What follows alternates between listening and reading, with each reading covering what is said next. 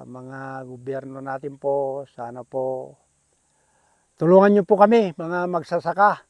Kawawa po kami. Lalo na itong mga ibinigay na mga dam namin na maliliit o kaya Suwisa po.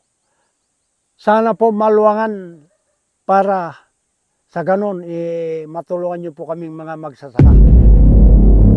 Abril 11, alas 10:22 ng umaga. Muli, nandito po tayo sa Barangay Baloy, bayan ng Coyapo. At dito na mismo sa tinatawag na Kaliklitan Small Water Impounding Project.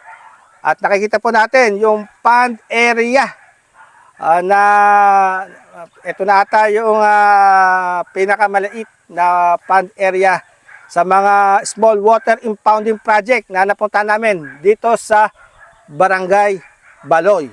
Ayan. At meron po tayong makakapanayam. Yung pong nangangasiwa dito po sa pagpapatubig, ang Pangulo po ng Irrigators Association, si Pangulong Catalino Agpalo.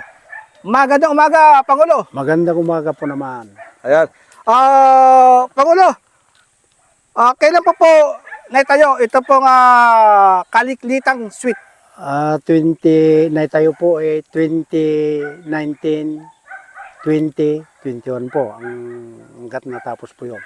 Opo. Eh, At yung pong nakikita po natin pan area sa tansya po ninyo, ano po sukat ito? baka wala pa sa intarya, pati yung tambak po. Baka kalahati lang po yung imbakan ng tubig. Ganun po. Ito ba talaga ang plano?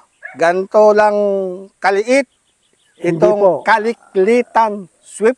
Ang nakadesign po niyan, 4 na hektarya daw po.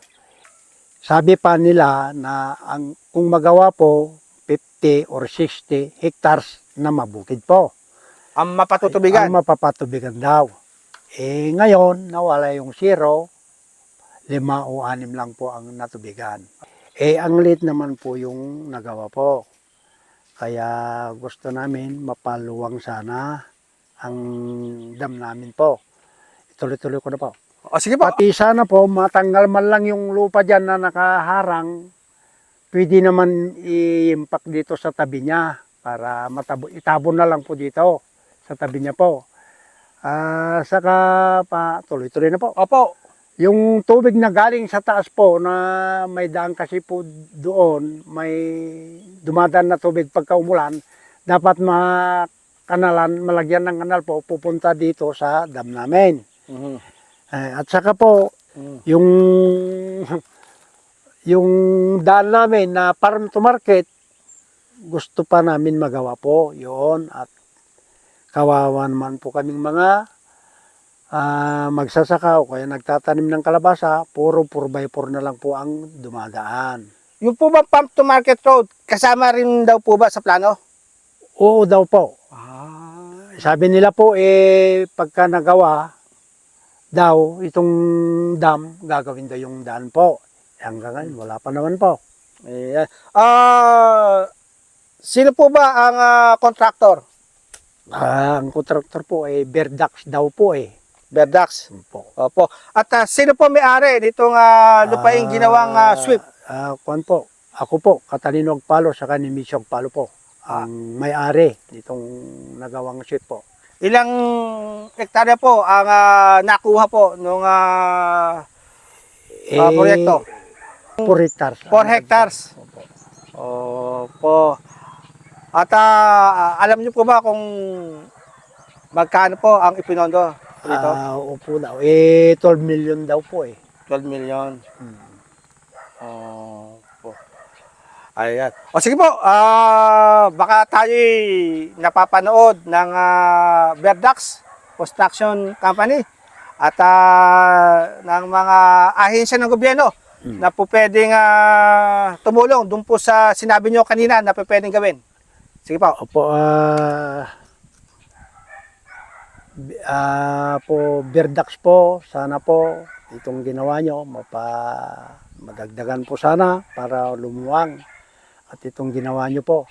At saka yung pong daan po, na sinasabi niyong pagkatapos ng dam ng 4 hectares, hindi naman po nagawa.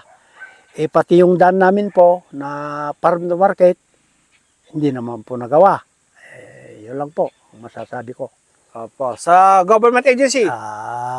Mga government po, sana po matulungan nyo kami, mga magsasaka. At itong dam namin na hinihingi namin na paluwangin po ang dam namin po para mas marami pang mabukid namin po.